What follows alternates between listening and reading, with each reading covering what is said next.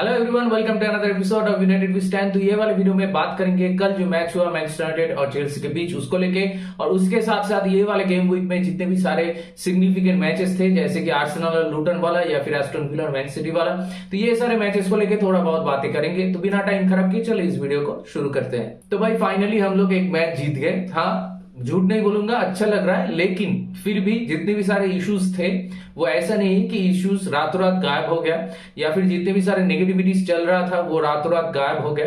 तो बहुत सारे यूनाइटेड फैंस खुश हैं, लेकिन मैं बहुत ज्यादा खुश नहीं हूं। मतलब मैं थोड़ा कंटेन हूं अपने आप ही, क्योंकि ये जो टैक्टिक एरिक टेन हाग अभी इस सीजन में मतलब इनकॉर्पोरेट कर रहा है, हर मैच में मैक्टोमिनी को खिला रहा है। और मैक्टोमिनी को क्या ही बोले, मतलब कल वो बंदा अपना हैट्रिक भी कर सकता था। तो लिटरली मैक्टोमिनी इस सीजन में 9 पॉइंट्स अकेले हम लोग को दिया है इन ईपीएल, और उसके साथ साथ कल वाले मैच में भी उसने 2 विनिंग गोल उसी ने ही मारे। तो उसको गाली भी नहीं दे सकते, क्योंकि वो अपना डेडिकेशन दिखा रहा है। लेकिन प्रॉब्लम जो है वो है कि एरिक टेन हाग अगर ऐसे ही मैक्टोमिनी को और अमराबाद या फिर कोबी माइनो किसी एक के साथ ऐसे ही मिडफील्ड में खिलाते रहेंगे अलॉन्ग विद ब्रूनो फर्नांडिस, तो एट टाइम्स हम लोग का, एट टाइम्स नहीं मतलब ज्यादा से ज्यादा टाइम ही मिडफील्ड में हम लोग का कोई कंट्रोल नहीं रहेगा गेम में। हम लोग को वही काउंटर अटैकिंग फुटबॉल में खेलना होगा, और उसके साथ साथ ओपोनेंट टीम बहुत बार उनको मौका मिलेगा हम लोग का जो मिडफील्ड है उनको चीर के पासेस आगे देने का, या फिर एक फ्री रन देने का मिडफील्ड से, जो कल वाले मैच में भी बहुत बार हो रहा था। अलग बात है कि वो चेल्सी था, और चेल्सी कल बहुत ही खराब खेला, जैसे कि मतलब हम लोग भी खेल रहे थे न्यूकासल के साथ पिछले वाले मैच में, वैसा ही कुछ टेम्परमेंट चेल्सी ने भी कल दिखाया कि कोई कमिटमेंट ही नहीं है, कोई इंटेंट ही नहीं है, जैसा चेल्सी सेम एज न्यूकासल के साथ भी खेला था। तो हम लोगों का टीम के जो सबसे बड़ा इशू था एट टाइम्स, जो बड़े टीमों के अगेंस्ट में या फिर बड़े स्टेजेस में हम लोग देखते हैं फ्रॉम मैनचेस्टर यूनाइटेड कि हम लोग का कोई टेम्परमेंट नहीं रहता, और वो चीज बहुत सारे प्लेयर्स के एटीट्यूड में भी साफ दिखता है, जैसे कि मार्कस राशफोर्ड या फिर एंथोनी मार्शियल। लेकिन कल एरिक टेन हाग made that big call, Erik ten हाग मार्कस राशफोर्ड को बिठाए, और उसके साथ साथ हम लोग मैच शुरू किए विद गार्नाचो एंड एंटोनी, और भाई साहब दोनों ने ही अच्छा खेला। Garnacho was the man of the match along with Bruno Fernandes, क्योंकि ब्रूनो फर्नांडिस पहला बार जो वो पेनल्टी मिस किया, मतलब पहला बार नहीं, ब्रूनो फर्नांडिस जो पहले वो पेनल्टी मिस किया वो बहुत ही खराब पेनल्टी था, लेकिन उसके बाद से ब्रूनो फर्नांडिस एक मौका नहीं दिया किसी को क्रिटिसाइज करने का। वो मैच के मतलब हर पोजीशन में हर जगह पे वो था, और उसका वर्क रेट भी बहुत बढ़िया था, वो प्रेस कर रहा था, और वो बंदा अकेला ट्रैक बैक करके बहुत बारी ऐसा भी हुआ है कि डुअल जीता। उसके साथ साथ आपका गार्नाचो जो है, गार्नाचो तो आउटस्टैंडिंग गेम ही हैड, मतलब ही वाज बिट अनलकी कि उसको गोल नहीं मिला। और उसके साथ साथ मैक्टोमिनी भी अपना जो मतलब अटैकिंग थ्रेड जो मैक्टोमिनी पोजेस करता है उस चीज को हम लोग एक्सप्लॉइट कर पाए। तो यही चीज मैं बोल रहा था, अगर आप ब्रूनो फर्नांडिस, मैक्टोमिनी और उसके साथ सिंगल पिवट में कोबी माइनो या अमराबाद या फिर कैसेमीरो किसी के साथ भी आप जाते हो, तो आप एक अल्ट्रा अटैकिंग मतलब टैक्टिक्स यूज करते हो। उस पे बहुत बार ऐसा होता है कि हम लोग काउंटर पे हम लोग गोल खा जाते हैं against the run of play, जैसे कल चेल्सी के साथ भी हम लोग का हुआ था। कोल पामर ने वो गोल मार दिया था out from out of nowhere. लेकिन फिर भी ये सारे चीज चेल्सी के साथ एक अलग बात है, या फिर जितने भी सारे टॉप टेबल टीम्स है उनके साथ अगर हम लोग ये चीज करने की कोशिश करें, तो न्यूकासल के साथ जो हुआ वैसा ही होने का वापस से चांस है। क्योंकि देखिए अभी एनफील्ड में जो मैच आ रहा है लिवरपूल के साथ, उसमें भी अगर हम लोग सेम ही स्ट्रेटेजी अप्लाई करते हैं तो उसमें बहुत सारा इश्यूज ऐसा है ये मिडफील्ड में कि हम लोग मतलब लिवरपूल के जितने भी सारे अटैकिंग प्लेयर्स हैं including there left back and right back, वो लोग हमेशा फ्री रन उनको मिलेंगे और उनको बहुत स्पेस मिलेगा मिडफील्ड में और ओपोनेंट बॉक्स में, यानी कि हम लोगों के बॉक्स में। तो ऐसे टैक्टिक्स अगर हम लोग लिवरपूल या मैनचेस्टर सिटी या फिर आर्सेनल के साथ खेलते हैं या फिर न्यूकासल के साथ, तो प्रोबेबिलिटी ज्यादा है कि हम लोग वो मैच में बहुत गंदा हारे, क्योंकि यही चीज मतलब होता आ रहा है दिन भर दिन। तो एक मैच में हम लोग वैसे गंदा खेलते हैं, उसके साथ कमिटमेंट इश्यूज भी रहते हैं हम लोग का, तो और दूसरे दिन हम लोग वापस से फाइट बैक करके ऐसा एक परफॉर्मेंस डिलीवर करते हैं। कल वाला मैच जो था वो मैं नहीं कर रहा हूं कि बहुत बढ़िया खेले थे हम लोग, हाँ हम लोग अच्छा खेले थे compare to our previous matches, और लेकिन फिर भी बहुत बार कल ऐसा हुआ कि हम लोगों को स्कोर कर देना चाहिए था। अगर देखा जाए तो पहले हाफ में ही हम लोग को 3-0 या 4-0 अप होना चाहिए था, और अगर ओवरऑल देखे तो ओवरऑल हम लोग को 5-6 गोल तो मिनिमम ही डालने थे। जो हम लोग का एक्जी था 4.0 0-7 वो बहुत ही हाई था कंपेयर टू चेल्सी। तो चेल्सी मैच में कभी भी नहीं था, लेकिन हम लोग की नाकामी की वजह से कि हम लोग थर्ड गोल या फोर्थ गोल स्कोर नहीं कर पाए, तो हम लोग एकदम लास्ट स्टॉपेज मिनट तक हम लोग उस स्कोर को खींचते चले गए against a team like Chelsea, जो इतना इनकंसिस्टेंट है। अभी एक मैच में चेल्सी अच्छा खेलता है तो दूसरे मैच में चेल्सी बुरा खेलता है। मतलब चेल्सी अभी भी 2 मैच लगातार जीती नहीं है इंग्लिश प्रीमियर लीग में। तो वही चीज मैं बोलना चाहता हूं कि चेल्सी के साथ भी अगर आप ये इतने भी सारे मतलब चांसेस क्रिएट करने के बाद भी अगर उनमें आप कंपोजर नहीं दिखा पा रहे हो, उनमें आप दिमाग ठंडा करके वो कामनेस नहीं दिखा पा रहे हो कि आप उसको कन्वर्ट कर सको, मतलब ये चीज प्रॉब्लमेटिक है। क्योंकि अगर एरिक टेन हाग यही अल्ट्रा अटैकिंग मोड पे जा रहे हैं मैच पे, तो उनको ये चीज दिमाग में रखना होगा कि अगर हम लोग जो जो चांस क्रिएट कर रहे हैं उसमें अगर ज्यादा से ज्यादा टाइम हम लोग उस पर कैपिटलाइज नहीं करते हैं, तो अगर हम लोग ज्यादा गोल स्कोर नहीं करते जस्ट लाइक यस्टरडे, तो क्या हो सकता है कि ओपोनेंट टीम भी कभी भी मैच में वापसी कर सकता है। और ओपोनेंट टीम हर बार चेल्सी या एवर्टन जैसा नहीं होगा। ओपोनेंट टीम अगर आर्सेनल, न्यूकासल या फिर लिवरपूल जैसा हो जाता है या फिर एस्टन विला, तो ओपोनेंट आपको मतलब पनिश करेगी, बार बार पनिश करेगी। तो यही दिक्कत है मुझे इस टैक्टिक से। अगर आप कोबी माइनू और अमराबाद को एक साथ खिलाते हो in the absence of Eriksen and Casemiro, तो मिडफील्ड में थोड़ा बहुत कंट्रोल आएगा। हाँ, लेकिन उसमें क्या होगा कि वो अटैकिंग थ्रेट जो मैक्टोमिने पोजेस करता है ऊपर में, वो एकदम प्रॉपर सेकंड स्ट्राइकर अभी बन चुका है, तो वो चीज हम लोगों को नहीं मिलेगा। तो मेरे ख्याल से आप मैच ऐसे शुरू करो ताकि आपका गेम में ज्यादा कंट्रोल हो। लेकिन उसमें अगर कोई आपका मतलब अकॉर्डिंग टू द प्लान नहीं जा रहा है, तो उस वक्त कोई पीरियड ऑफ टाइम में या फिर सेकंड हाफ में लास्ट 10 मिनट में आप मैक्टोमिने को लाओ और उसके बाद आप ये टैक्टिक्स अल्ट्रा अटैकिंग मोड जो है वो टैक्टिक्स आप अप्लाई करो, ताकि आप पूरा मैच में ही अल्ट्रा अटैकिंग मोड पे खेलो और ओपोनेंट को भी भर भर के चांस दो। तो ये चीज मुझे लगता है एरिक टेन हाग को फिगर आउट करना होगा। मुझे मालूम नहीं, मैं तो बस यहाँ पे बैठ के स्पेकुलेट कर रहा हूं कि उनको अभी ट्रेनिंग सेशन में, ट्रेनिंग पिच पे क्या दिख रहा है कि उनको भरोसा ही नहीं है कि हाँ हम लोग सिंगल पिवट के जगह पे अगर 2 पिवट में शुरू करते हैं मैच मैक्टोमिने को बिठा के, तो फिर क्या हम लोग मैच कंट्रोल करके मैच जीत सकते हैं। बहुत सारे इश्यूज हैं, बहुत सारे क्वेश्चंस अभी भी हैं। तो देखते हैं एरिक टेन हाग उस पे कैसे वर्क करता है, एरिक टेन हाग कैसे रिस्पॉन्स करते हैं। क्योंकि न्यूकासल वाला मैच के बाद जितने भी बहुत ज्यादा नेगेटिविटी था, तो बीच में जैसे न्यूज निकला था कि बहुत सारे रिव्यूज रिपोर्टर्स को भी मैनचेस्टर यूनाइटेड ने प्री प्रेस कॉन्फ्रेंस से बैन कर दिया। तो वो सब चीज तो ठीक है, लेकिन पिच पे कल एक चीज दिखा जो न्यूकासल वाला मैच में नहीं दिखा, वो है कि कल पिच में कमिटमेंट दिखा, वो कल पिच में डेडिकेशन दिखा। अलेक्जेंडर गार्नाचो जितना भी तारीफ करो कम है। आप एंटोनी का, कल बहुत दिन बाद एंटोनी का एक अच्छा मतलब बैलेंस परफॉर्मेंस देखने को मिला कि वो जैसे अटैकिंग थ्रेट में भी बॉल प्रोवाइड कर रहा था, कोशिश कर रहा था, वैसे ही डिफेंसिवली वर्क रेट उसका हाई था। तो लास्ट सीजन में बार्सिलोना वाला मैच वो बहुत अच्छा खेला था। उसके बाद मुझे याद नहीं कि ऐसा परफॉर्मेंस एंटोनी कब डिलीवर किया था। और उसी के साथ साथ ये क्लब में आने के बाद, मतलब क्लब में आने से पहले सोफियान अमराबात को लेके हम लोग बहुत ही ओवर हाइप थे। हम लोग सोच रहे थे कि यार ये तो बहुत बढ़िया साइनिंग हुआ, तो ये तो बहुत अच्छा होगा। लेकिन अभी तक कोई भी मैच में सोफियान अमराबात का वो साइंस हम लोगों को नहीं देखने को मिला था, एक्सेप्ट येस्टरडे वाला मैच में Sofyan Amrabat actually put down a great monstrous performance. वो उसका जो फिजिकलिटी है उसको वो सही तरीके से यूज किया। हाँ, जब मैच शुरू हुआ था पहले 5-10 मिनट में सोफियान अमराबात थोड़ा शेकी लग रहा था, लेकिन धीरे धीरे मैच में वो ग्रो किया। तो यही चीज मैं बोल रहा हूं कि हम लोग को एक बार देखना है कि सोफियान अमराबात और कोबी माइनू अगर मिडफील्ड में शुरू करते हैं इंस्टेड ऑफ मैक्टोमिने, तो कैसे हम लोग मैच ड्राइव करते हैं, तो वो चीज मुझे दिखना है। और विक्टर लिंडेलॉफ का जो इशू था वो दिख रहा था एरिक टेन हाग को कि विक्टर लिंडेलॉफ वो पासिंग नहीं कर रहे हैं, और विक्टर लिंडेलॉफ वो उनका जो पोजीशनिंग है वो भी बार बार खराब हो रहा है। इसके वजह से हम लोग मतलब विक्टर लिंडेलॉफ ओपोनेंट के प्लेयर के रन को भी पिक नहीं कर पा रहा था। तो एरिक टेन हाग हाफ टाइम में ही उसको चेंज कर दिया और शॉ को खिला अपना सेंटर बैक में, और उसके साथ साथ रेग्युलर को लाया। और रेग्युलर कल बहुत अच्छा परफॉर्मेंस एक शोकेस किया। और उसी के साथ साथ जैसे रेग्युलर के ऊपर हम लोगों को भरोसा नहीं था कि रेग्युलर नीचे भी अच्छा कर सकता है, लेकिन कल वो रीस जेम्स के अगेंस्ट में बहुत ही अच्छा किया और उसका इंटेंट भी क्लियर था। तो यही चीज मैं कहना चाहता हूं बार बार कि आप हार सकते हो, इट इज अ स्पोर्ट। आप अच्छा खेल सकते हो, बुरा खेल सकते हो, आप हार सकते हो, आप जीत सकते हो, ऑल आर एक्सेप्टेड। लेकिन आप जब मैच खेलने जाते हो तो उसमें आपका इंटेंशन सही दिखना चाहिए, उसका अपना बॉडी लैंग्वेज सही दिखना चाहिए, वो जो एटीट्यूड टुवर्ड्स द मैच है वो सही होना चाहिए, वो फाइटिंग स्पिरिट दिखना चाहिए, जो कल के मैच में दिखने को मिला, जो न्यूकासल के साथ नहीं मिल रहा था दिखने को। देखिए कल जब राशफोर्ड को एरिक टेन हाग ने बिठा दिया बेंच पे, उसके बाद हम लोग मैच शुरू किए तो बहुत ही पॉजिटिव नोट में मैच शुरू किए थे। हम लोग भर भर के अटैक कर रहे थे। कल के मैच में 2 चीज फ्लॉ था कि जो वो अल्ट्रा अटैकिंग जो हम लोग प्रैक्टिस खेल रहे हैं उसके लिए एट टाइम्स हम लोग का जो मिडफील्ड है उसमें एक वॉइड आ चल रहा है और बहुत ही ओपोनेंट लोग जो है वो फ्री रन दे सकते हैं उस टाइम पे। और उसके साथ साथ जो दूसरा नेगेटिव पॉइंट है कि हम लोग जितने ज्यादा चांस क्रिएट कर रहे हैं उनको बड़ी नहीं कर रहे। तो ये दो चीज छोड़ के बाकी मैच में बहुत सारा चीज सही था।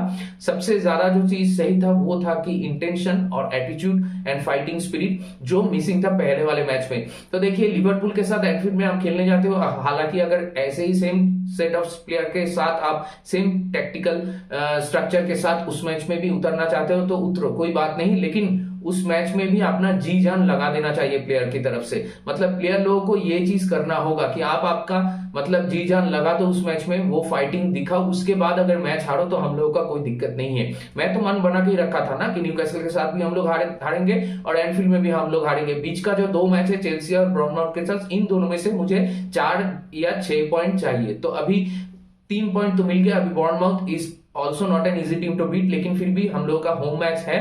और अगर ऐसे ही कल वाला जो मैच हम लोग खेले थे उसका ही अगर ज्यादा क्लिनिकलनेस हम लोग दिखाए in front of the goal तो हो सकता है कि बॉर्नमाउथ वाला मैच भी हम लोग जीत जाए, और जो कि बहुत ही वाइटल होगा हम लोगों के लिए before going to the Anfield game.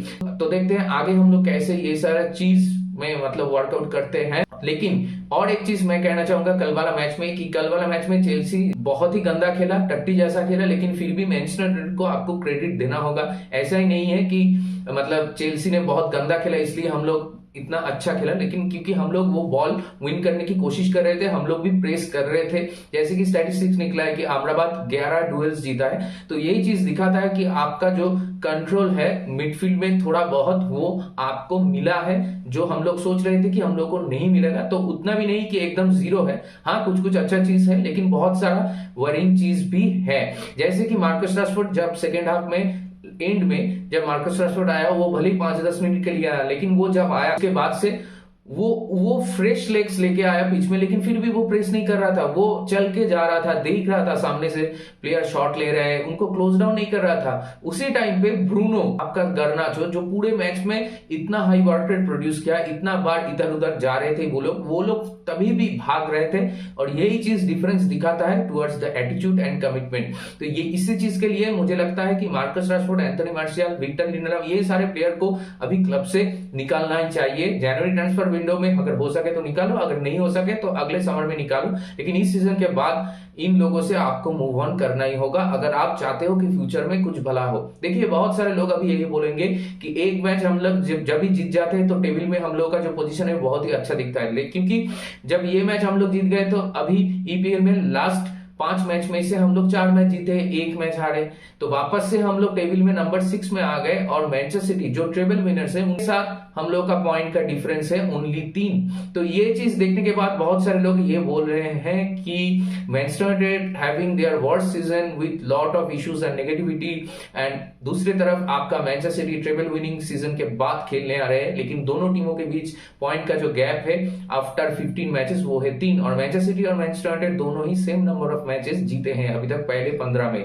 तो ये सारा चीज मतलब इसीलिए मैं बोलता हूं कि stats can be deceiving you know sometimes. जैसे कि कल वाला मैच का अगर स्कोर लाइन देखिए 2-1, वो ऐसा नहीं था कि कल वाला मैच हम लोग 2-1 से जीतने के लिए डिजर्व करते हैं। कल वाला मैच हम लोग मिनिमम 4 या 5 गोल हम लोगों को स्कोर करना चाहिए था। वैसे ही न्यूकासल वाला मैच में हम लोग भले 1-0 से हारे हैं, लेकिन स्कोर लाइन जो है वो उधर पे भी हम लोग का मिनिमम 4 या 5-0 से हारना चाहिए था न्यूकासल के साथ। तो यही चीज है कि भले ही टेबल में मैनचेस्टर सिटी के साथ आपका जो पॉइंट गैप है वो 3 दिख रहा है, भले ही मैनचेस्टर सिटी और आप same he number of matches जीते हो, लेकिन फिर भी वो जो 3 पॉइंट का गैप है ना, वो चीज अगर आप एनालिसिस करना जाओ बिटवीन दीज 2 क्लब्स कि हम लोग कहां हैं और मैनचेस्टर सिटी कहां है, तो वो 3 point is equivalent to 30 points. तो इसीलिए मैं ये कहना चाहता हूं कि भले ही 3 पॉइंट का गैप हो मैनचेस्टर सिटी के साथ, तो जितने भी सारे मैनचेस्टर यूनाइटेड फैंस हैं उनको मैं यही चीज कहना चाहूंगा कि आप लोग उड़ना शुरू मत कर दो। हम लोग का जो इश्यूज है वो इश्यूज है, हाँ हम लोग का बहुत सारा प्लेयर्स इंजर्ड है, लेकिन फिर भी हम लोग का जो अंडरलाइन इश्यूज है वो रातों रात खत्म नहीं हो गया, एक मैच जीत गए तो अच्छा मतलब सब कुछ अच्छा नहीं हो गया। तो हाँ, हम लोगों को रिएक्शनरी नहीं होना है। जैसे कि अगर हम लोग एक मैच हार जाए तो बहुत सारा गाली गलौज नहीं करना चाहिए, और अगर एक मैच जीत जाए तो बहुत सारे खुशियां भी नहीं मनाना चाहिए। दोनों चीज में ही हम लोग को थोड़ा कंटेंट रहना होगा। हम लोग को देखना होगा कि आगे जाते हुए कैसा जाता है हम लोग का जनवरी ट्रांसफर विंडो, और उससे पहले जो दो क्रूशियल मैचेस है, एक अगेंस्ट बायर्न म्यूनिख और दूसरा आपका लिवरपूल, इन दोनों मैचों में हम क्या करते हैं। लेकिन उसके बाद भी आपका जो डिफिकल्ट रन ऑफ फिक्चर है ईपीएल में वो खत्म नहीं होता, क्योंकि आपका वेस्ट हैम से मैच है, एस्टन विला से मैच है। ये सारे मैचेस भी बहुत इंपॉर्टेंट है फॉर एरिक टेन हाग एंड मैनचेस्टर यूनाइटेड। तो देखते हैं हम लोग अगर जनवरी ट्रांसफर विंडो तक, जैसे कि मैंने बोल रहा था, बहुत बार मैंने बोला कि हम लोग 6, 7 या 8 के बीच ही घुमा फिरा के रह जाते हैं अगर जनवरी तक, तो उसके बाद हो सके कि हम लोग एक एक करके जब हम लोग का इंजर्ड प्लेयर वापस आते हैं और हम लोग का अगर एक सेंटर बैक और एक मिडफील्डर वापस से हम लोग खरीद पाते हैं जनवरी ट्रांसफर विंडो में, तो शायद हम लोग का जो सीजन है वो थोड़ा बहुत संभल सकता है। लेकिन अभी भी एक मैच चेल्सी के साथ और ऐसे चेल्सी की टीम के साथ जीतने के बाद ज्यादा मतलब खुश होने का कोई जगह अभी भी मुझे नहीं लग रहा है, क्योंकि हो ही सकता है कि हम लोग आज जीत गए और उसके बाद एनफील्ड में जाके वापस से 7-0 या 9-0 हार गए। तो हाँ, आप लोग ये भी कह सकते हो कि ये भी एक नजरिया हो सकता है कि आज जीत गए, आज खुशियां मनाओ, जिस दिन हारेंगे उस दिन वरी करेंगे वापस से। तो ये अलग अलग पर्सनालिटी का अलग अलग टेक ऑन होता है हर एक मैच पे। तो मेरा टेक ऑन यही कि मैं ज्यादा खुश नहीं हूं, हाँ मैं खुश हूं, मुझे अच्छा लग रहा है कि चेल्सी को हमने वापस से हराया, लेकिन फिर भी स्कोर लाइन बहुत बड़ा हो सकता था कल, और वो होना चाहिए था। हम लोग वैसे ही ईपीएल में अगर आप देखें कि हम लोग टॉप 10 में एक ही टीम है जो सबसे कम गोल स्कोर किए हैं, तो कल वाला मैच में हम लोग का जीडी थोड़ा बेहतर करना था, जो कि हम लोग नाकाम रहे वापस से। तो देखते हैं अभी बॉर्नमouth के साथ वो चीज हम लोग कर पाते हैं कि नहीं। लेकिन उसके बाद जो दो मैचेस हैं आपका बायर्न म्यूनिख के साथ और लिवरपूल के साथ, तो वो दोनों मैचेस में भी बहुत सारा कुछ डिसाइड हो सकता है। तो देखते हैं आगे जाके क्या होता है मैनचेस्टर यूनाइटेड के साथ। और उसी के साथ चलिए अभी बात करते हैं थोड़ा बहुत दूसरे मैचेस के बारे में। तो इस गेम वीक में अगर मैनचेस्टर यूनाइटेड का match, being a Manchester United fan, मैं अगर साइड में रख देता हूं, क्योंकि देखिए ये मैच का सिग्निफिकेंस उतना था नहीं अभी इस सीजन में जाते हुए, क्योंकि दोनों क्लब मैनचेस्टर यूनाइटेड और चेल्सी दोनों का ही हालत खराब है इस सीजन में। तो अगर मैं बोलूं एज ए न्यूट्रल मुझे कौन सा मैच बहुत पसंद है, तो मुझे दो मैच बहुत पसंद है। तो एक सबसे पहले जिसको मैं रखता हूं वो है आपका लुटन के साथ आर्सेनल वाला मैच। जी हाँ मैं वो वाला जो मैच है ना, वो वाला मैच देख के तो मतलब एक फुटबॉल फैन को जो जो चाहिए वो मैच में है। और अभी पिछले सीजन में ही बहुत बार ऐसे हुआ था कि लास्ट मोमेंट में आर्सेनल ने मैच निकाल दिया, तो बोल रहे थे बहुत सारे लोग कि हाँ इस साल शायद उन लोगों का होगा। तो इस बार भी वही सेम फीलिंग आ रहा है और वो लोग मेंटेन भी कर रहे हैं टेबल टॉप। तो देखते हैं कि आर्सेनल एट द एंड ये जो चीज है इसको कंटिन्यूअसली मतलब कर पाते हैं कि नहीं। और दूसरी तरफ मैनचेस्टर सिटी का अगर आप देखिए, दूसरा जो मैच का मैं बात कर रहा था वो है Aston villa versus Manchester city. तो मैनचेस्टर सिटी या एस्टन विला मैच बहुत ही वियर्ड मैच था, मैं मैनचेस्टर सिटी को इतना खराब खेलते हुए नहीं देखा। तो हाँ, बीइंग अ यूनाइटेड फैन मुझे तो बहुत पसंद आ रहा है कि अगर मैनचेस्टर सिटी इस साल ना जीते, इस साल अगर आर्सेनल जीते या फिर लिवरपूल और मैनचेस्टर सिटी छोड़ के अगर कोई दूसरा टीम जीत जाए तो मुझे कोई दिक्कत नहीं है। तो देखते हैं कि मैनचेस्टर सिटी अभी वापस से जनवरी के बाद उनका जो वो खतरनाक सा रन होता है वो इस साल भी वो लोग रिपीट कर पाते हैं कि नहीं। क्योंकि देखिए ईपीएल इतना कॉम्पिटिटिव है और आपके टीम में अगर केविन डी ब्रुयने, रॉड्री ऐसा प्लेयर ना हो तो साफ साफ दिखता है कि आपका टीम का जो इश्यूज है वो भर भर के बाहर आएंगे। और एस्टन विला ने मतलब मैच कोई फ्लूक नहीं था, एस्टन विला प्रॉपर डोमिनेट किया, मतलब 22 शॉट के आसपास कुछ ऐसा Aston villa match proper dominate किया। और उसके साथ साथ अगर देखिए फर्स्ट हाफ में ही एस्टन विला ने 13 शॉट ले लिया था, जो कि पेप गार्डियोला के करियर में पहली बार हुआ है। वो 535 मैचेस कुछ ऐसा कुछ मैनेज किया है शायद अपने करियर में, उनमें पहला बार ऐसा हुआ है कि ओपोनेंट हाफ टाइम में 13 शॉट ले लिया आपके गोल पे।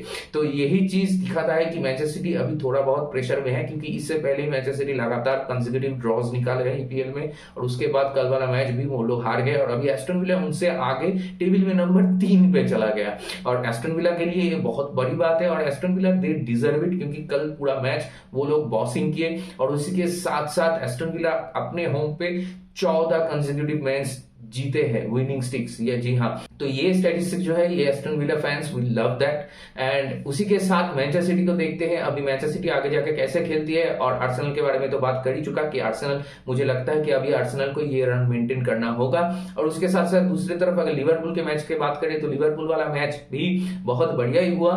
मतलब देख के लगा नहीं कि शेफील्ड खेल रहा है लिवरपूल के साथ, देख के लग रहा था कोई अच्छा टीम खेल रहा है। और लिवरपूल मैच में ऐसा कुछ खास किया नहीं है, बहुत सारा मतलब इश्यूज लिवरपूल में अभी भी है जो कि मतलब एट टाइम्स दिखता है, लेकिन फिर भी वो लोग को गेम मैनेज करना आता है। और उसके साथ साथ प्रॉपर, अगर लिवरपूल का एक चीज जो मुझे बहुत अच्छा लगता है कि उनको अगर एक चांस मिल जाए तो वो चांस पे कैपिटलाइज कर सकते हैं, जो चीज आर्सेनल भी इस सीजन में कर रही है। तो यही चीज दिखाता है कि अगर आपका दिन खराब जाता है लेकिन फिर भी आप एक चांस क्रिएट कर सकते हो, तो आप उस पर कैपिटलाइज करके रिजल्ट्स ग्राइंड कर सकते हो। चीज अभी चेल्सी में देखने के लिए बिल्कुल ही नहीं मिल रहा है। मतलब चेल्सी का एक चांस कन्वर्ट करने के लिए चेल्सी को 7-8 या 9 चांसेस क्रिएट करना पड़ रहा है। तो यही चीज चेल्सी के लिए सबसे बड़ा दिक्कत है अभी इस सीजन में। तो देखते हैं पोचेटिनो का फ्यूचर अभी क्या है, कि अभी चेल्सी में मालूम है कि चेल्सी बहुत ही यंग टीम है, उनका एक्सपीरियंस उतना नहीं है, लेकिन फिर भी आपके मिडफील्ड जो है वो वर्ल्ड का सबसे कॉस्टलीस्ट मिडफील्ड है, लेकिन फिर भी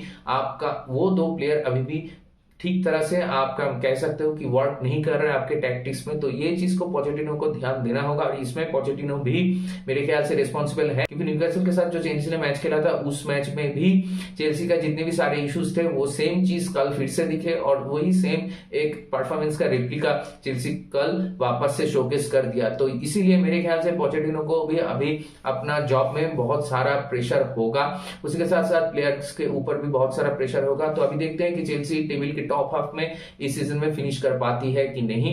और उसके साथ साथ देखिए मैनचेस्टर यूनाइटेड के बारे में तो बात कर ही चुके, आर्सेनल, लिवरपूल, मैनचेस्टर सिटी सारे में ही बात कर चुके, एस्टन विला का भी बात मैं कर चुका, और टॉटनहम वाला मैच तो अभी भी नहीं हुआ, और न्यूकासल वाला मैच भी आज है। तो देखते हैं आज क्या होता है, ये दोनों मैच भी बहुत इंटरेस्टिंग होगा, ऐसा ही मुझे लगता है। तो चलिए इसी के साथ ये वाले वीडियो को यहीं पे रैप अप करते हैं। जितने भी सारे टॉपिक्स थे उसमें मोर और लेस मैंने बात कर चुका। अगर ये वीडियो आप लोगों को पसंद आया तो मेरे चैनल को जरूर सब्सक्राइब कीजिए, इस वीडियो को लाइक कीजिए और अपने दोस्तों के बीच शेयर कीजिए, ताकि ज्यादा से ज्यादा लोग ये वीडियो देख पाए और मुझे थोड़ा सपोर्ट मिले इस काम को आगे बढ़ाने के लिए। तो बहुत जल्दी मिलते हैं अगले वाले वीडियो में, तब तक take care, goodbye, glory glory Manchester United and United we stand.